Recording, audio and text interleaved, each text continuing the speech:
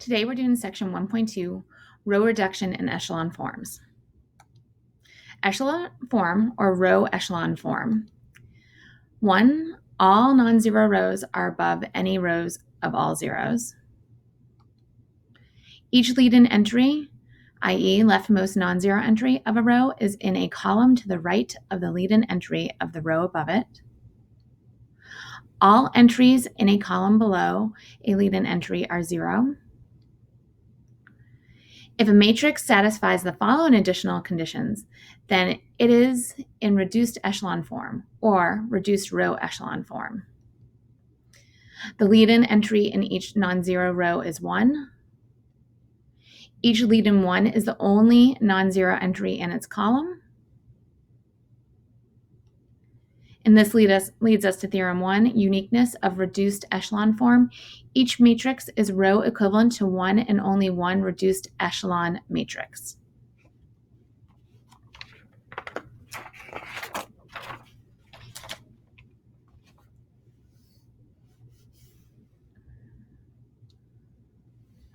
Important terms. Pivot position, a position of a lead-in entry in an echelon form of the matrix. Pivot, a non-zero number that either is used in a pivot position to create zeros or is changed into a lead-in 1, which in turn is used to create zeros. Pivot column, a column that contains a pivot position.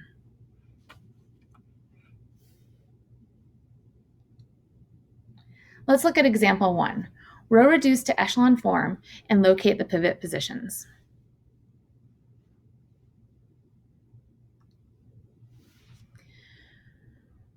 So the first thing I'm going to do is I'm going to interchange row 1 and row 4 because this has a lead-in 1 already, and that will give me a pivot position. So this is equivalent to 1, 4, 5, -9, -7, -1, -2, -1, 3, 1, -2, -3, 0, 3, -1, and 0, -3, -6, 4, and 9.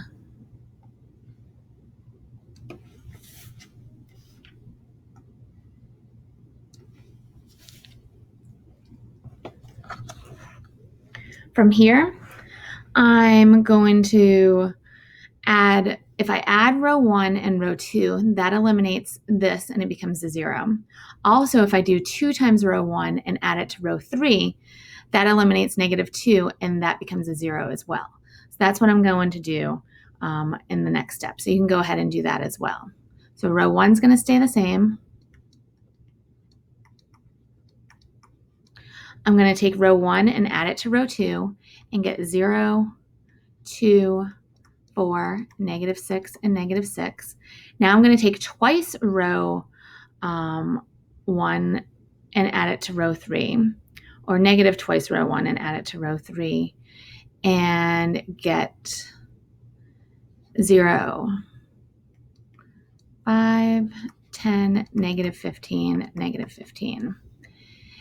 And my bottom row stays the same, 0, -3, -6, 4, 9.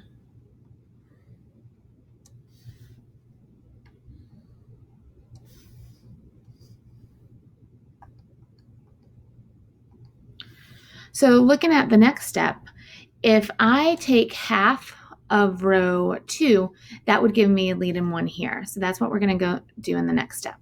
So 1, 4, 5, -9, and -7 stay the same. I'm going to take half of row 2 and get 1, 2, -3, -3. I'm going to leave the rest of the rows the same. I'm only going to do one step this time. If you want to do more than one step, you can do that.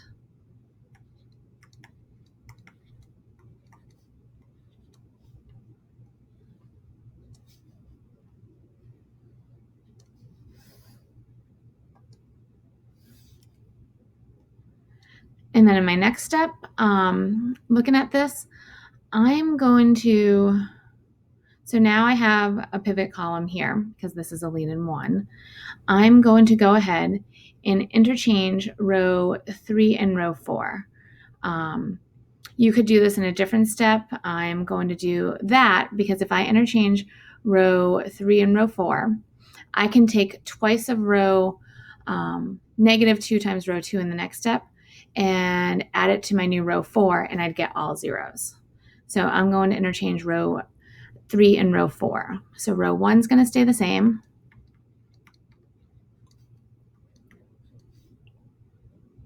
Row 2 is going to stay the same.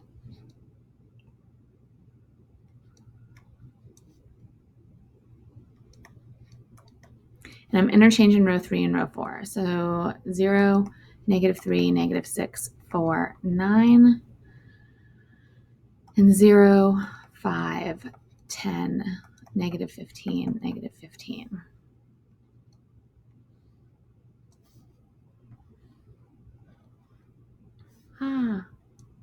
We don't want it to do that.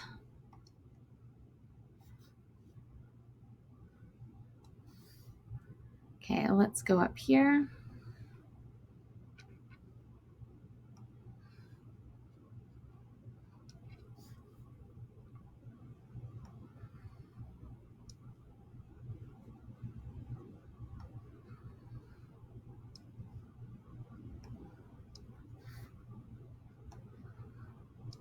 Okay, so now I'm going to take -5 of my old row 2, not old row 2, and add it to row 4, and that gives me all zeros.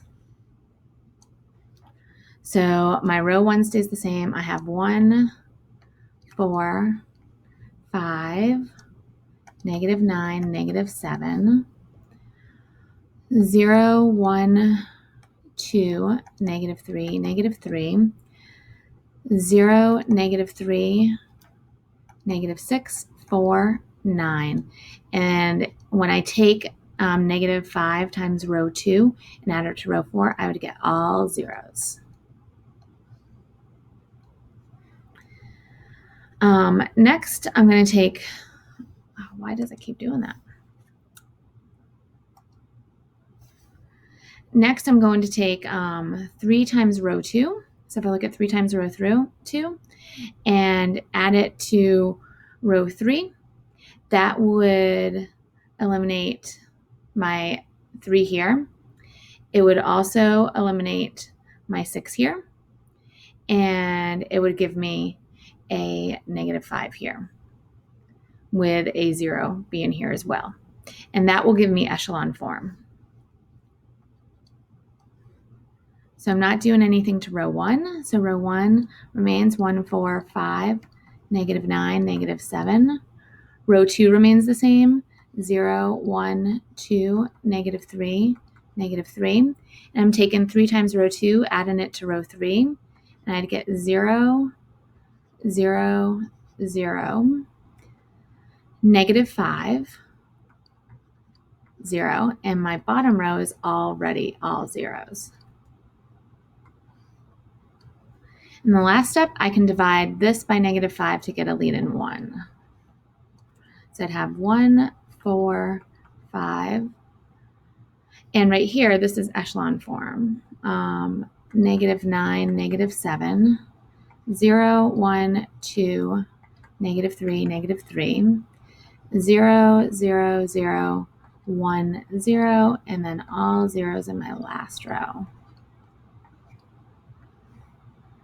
So here they wanted row reduced to echelon form, which technically we did in this step. It doesn't have to be a 1, but I like to have mine down to 1s. And it said locate the pivot columns. So the pivot columns are 1, 2, and 4. So if I look here, my pivot columns are 1, 2, and 4.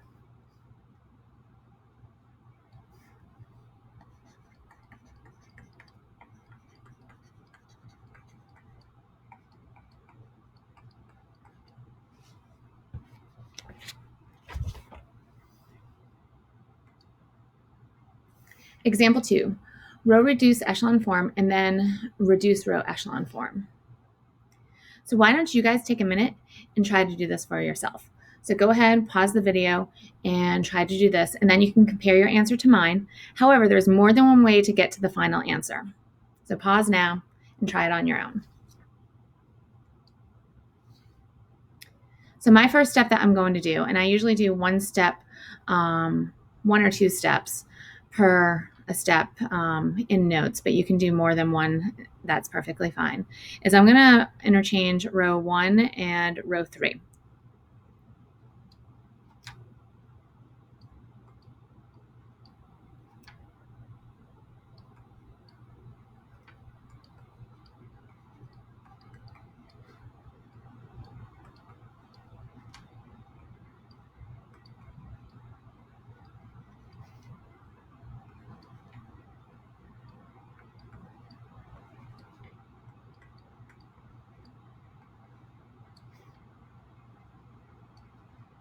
The next step, if I look here, I can get this to be 0, this lead in 3 in the second row be 0, if I multiply the entire first row by -1 and add it to the second row.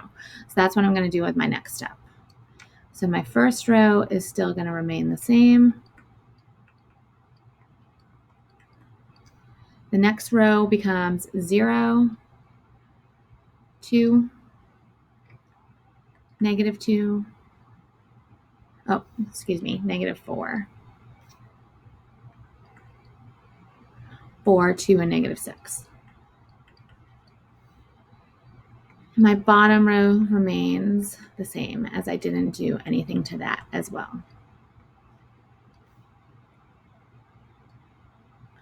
The next one, I'm going to take half of row 2, and that will give me a lead in 1.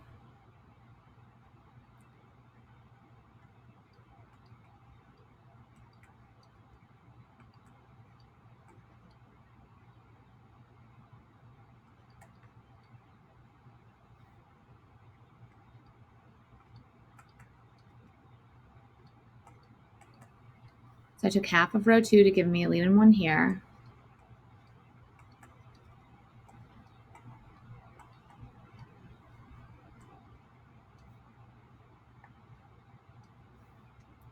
And when I notice, what I can do now is if I take negative 3 times row 2 and add it to row 3, that would give me echelon form, because all of these would become zeros and I'd have a 1 here, and that would give me echelon form.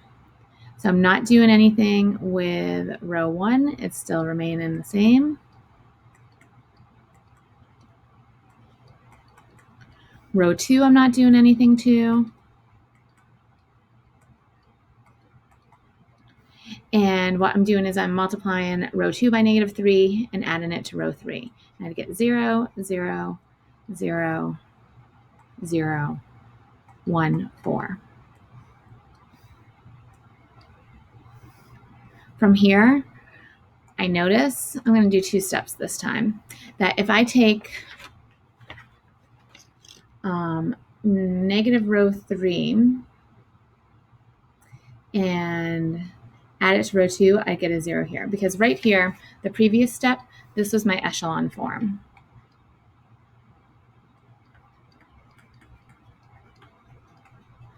So now I'm going to go through and get reduced to echelon form. Okay, so that means I want to get all lead in 1s with zeros above and below. So here, it's easiest if I multiply this 1 right here by -6. If I multiply row 3 by -6 and add it to row 1, that would give me a 0 here. And if I multiply row 3 by -1 and add it to row 2, that would give me a 0 here. So that helps out. So that's where we're first going to start. So I'm doing 2 steps on this one. So when I multiply row 3 by -6, 3, -9, 12, -9, that 6 becomes a 0. And I would have -9 because -24 plus 15 is -9. Then when I multiply row 3 by -1 and add it to row 2, I get 1, 0, 1, -2, 2, 0, -7. And my last row, I didn't do anything to.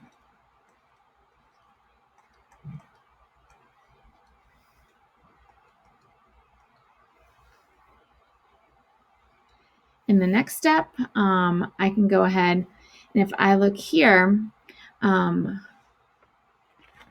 can take 9 times row 2 and add it to row 1, and that would give me a 0 here. So I would have 3, 0, -6,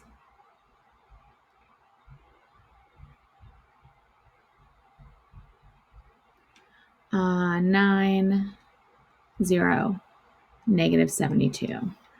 The second row, I'm not doing anything to. In the last row, I'm not doing anything to.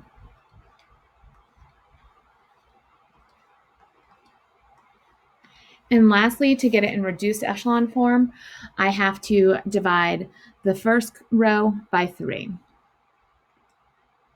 So I get 1, 0, -2, 3, 0, -24, 0, 1, -2, 2, 0, -7. I didn't do anything to the last row. I have 0, 0, 0, 0, 1, 4. So here I have my pivots. I have a 1 there, a 1 here, and a 1 here. This is reduced echelon form.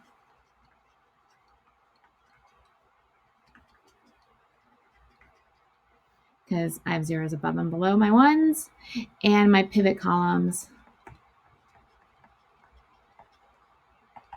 are 1, 2, and 5.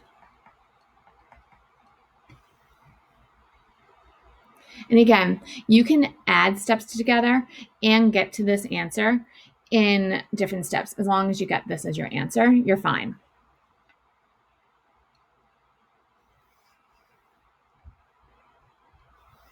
Okay, so these weren't supposed to be here, but solutions of linear systems. A basic variable.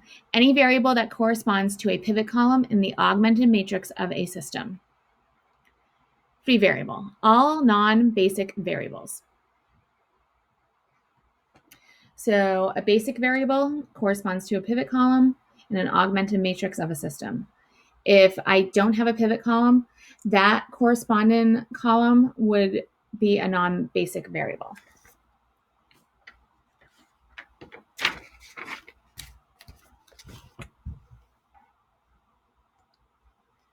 So example 3, find the general solution of the linear system whose augmented matrix has been reduced to this. So once we get it into reduced echelon form, the system can be written as a system of equations. So here, if I look at this, I have this right here, my pivot columns. Okay, and so my pivot columns are columns 1, 2, and 3.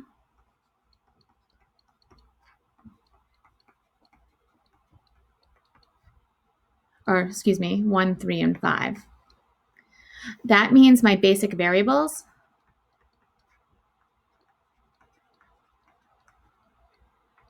are x1, x3, and x5. So my free variables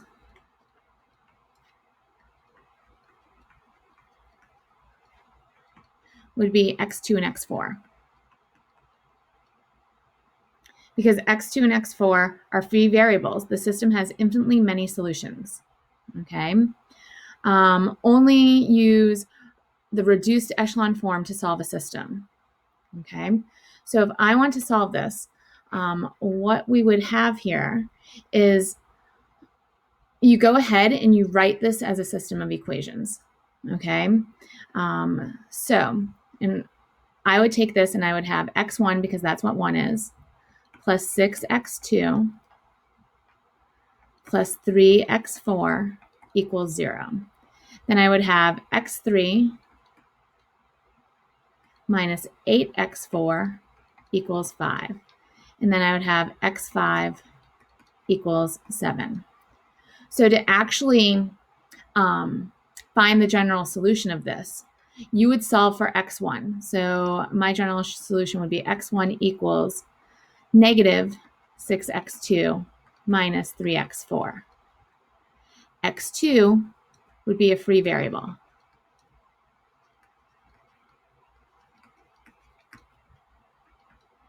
x3, I would solve for x3 and I would get 5 plus 8x4. x4 would be a free variable.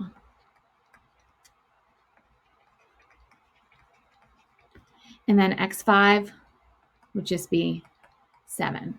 And this would be the general solution to the linear system.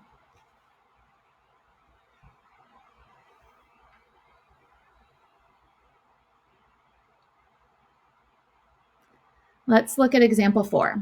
What is the echelon form of the following matrix? Determine the existence and uniqueness of the solutions to the system. So if you notice this is familiar. This is from example 2. Okay, this is echelon form. We want to get it in reduced echelon form. So go ahead and get that in reduced echelon form. I would pause the video, try it on your own, and I'm just going to give the reduced echelon form.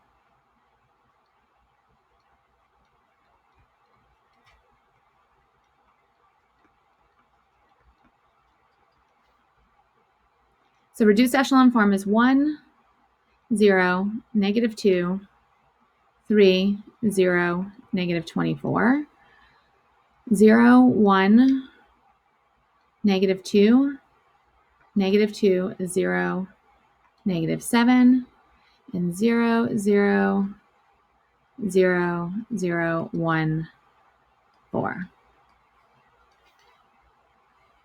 So that's my reduced echelon form. There's no equation in the form 0 equals c, so I don't have like 0 equals a constant, so the system's consistent. So this is a consistent system.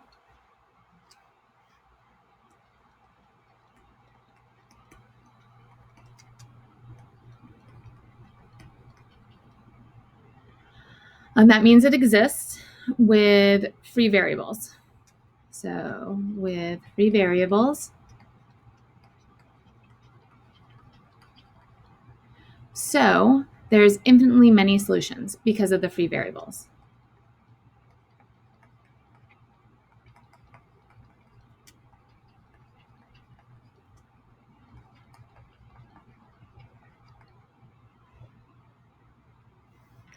So if you wanted to go through, don't forget, like you can discuss what the pivot columns are.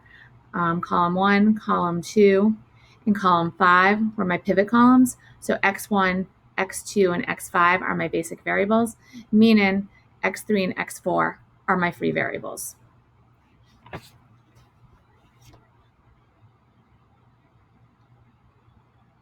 Okay, if you printed out the notes and I didn't fix it, make sure on this next example, you change in the system 3x1 plus 4x2 equals negative 3. That needs to be a plus. 2x1 plus 5x2 equals 5, and negative 2x1 minus 3x2 equals 1. So determine the existence and uniqueness of the solutions to the system. So why don't you pause the video now, try it on your own, then check your answer.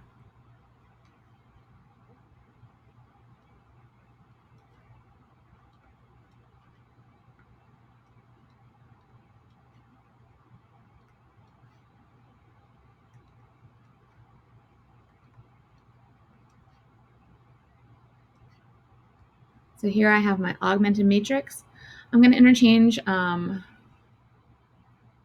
row 2 and row 3.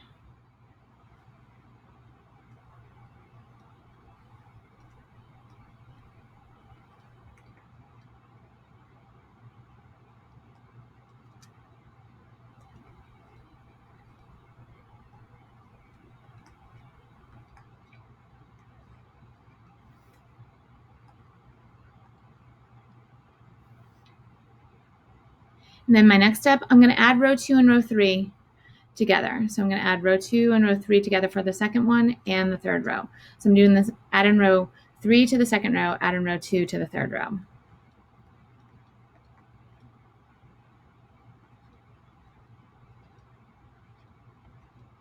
So that I get lead-in zeros. Next, I'm going to half row 2, and then I'm going to add negative row 2 to row 3. Okay, so before I half row 2, I'm going to add negative row 2 to row 3. I'm going to half row 2.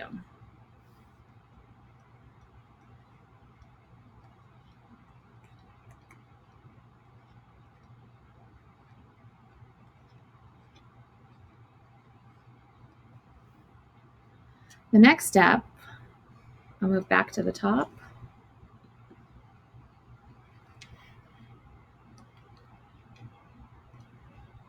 I'm going to add row 1 plus negative 4 row 2 so that I can get a 0 above that 1 in the second row. So I'm going to take row 1 plus negative 4 row 2, and I get 3, 0, negative 15. I have 0, 1, 3, 0, 0, 0. And then the next step, I'm going to divide row 1 by 3. I get 1, 0, negative 15, 0, 1, and 3, 0, 0, 0. So with this, here are my pivot columns, column 1 and column 2.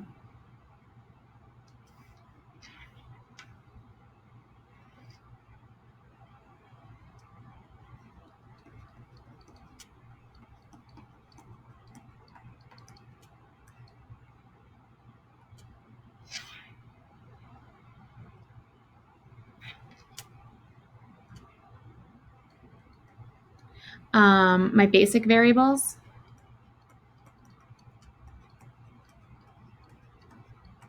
are x1 and x2. I have no free variables.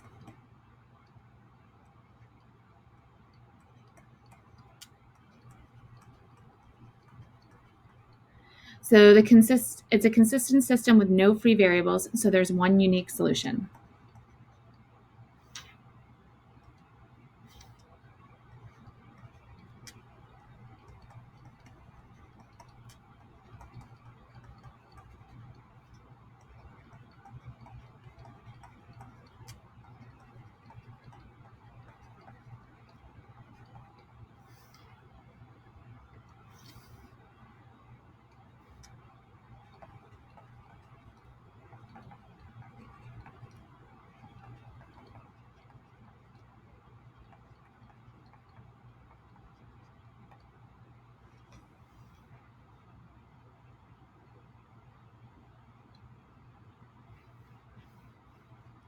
So theorem 2, existence and uniqueness theorem. A linear system is consistent if and only if the rightmost column of the augmented matrix is not a pivot column, i.e., if and only if in echelon form of an augmented matrix has no row of the form 000b, where b is non-zero. 2, if a linear system is consistent, then the solution contains either a unique solution, when there are no free variables, or infinitely many solutions, when there is at least one free variable.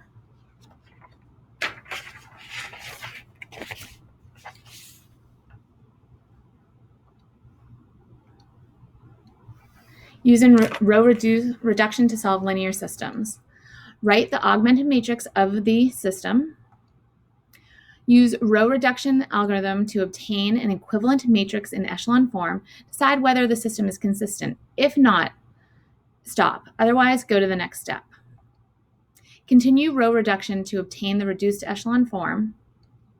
Write the system of equations corresponding to the matrix obtained in step 3. And state the solution by expressing each basic variable in terms of the free variables and declare the free variables. So let's look at example 6. Take a minute and try to answer the following questions. Pause the video to answer them after I go through them. A, what is the largest possible number of pivots a 4x6 matrix can have? Why? So take a minute, pause, answer the question. and you should have 4. There is at most 1 pivot per row. B, what is the largest possible number of pivots a 6 by 4 matrix can have? Why? So take a minute, pause. 4, there is at most 1 pivot per column. C, how many solutions does a consistent linear system of 3 equations and 4 unknowns have? Take a minute, pause, answer the question. Since the corresponding augmented matrix has 3 rows, 3 are at most pivots. But since there are 4 unknowns, a free variable exists. So there are infinitely many solutions. And then D, suppose the coefficient matrix corresponding to a linear system is 4 by 6 and has 3 pivot columns. How many pivot columns does the augmented matrix have if the linear system is inconsistent? Pause, answer the question. And your answer should have been, since the system is inconsistent, there is a pivot in the last column. So 4 pivots exist.